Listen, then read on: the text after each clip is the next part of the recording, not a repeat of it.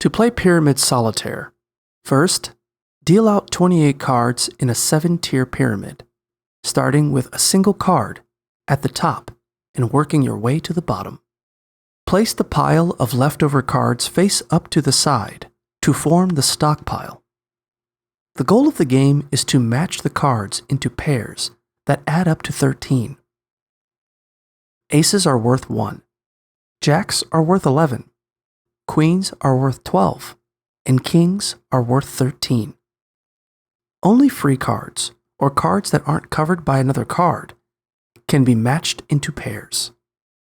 When you make a match that adds up to 13, move those 2 cards off to the side to the discard pile.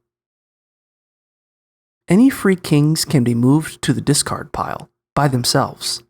They don't need to be matched with another card.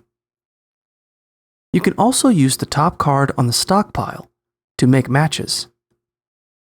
If you're unable to use that card, move it off of the stockpile into a waste pile next to it to reveal the next top card on the stockpile.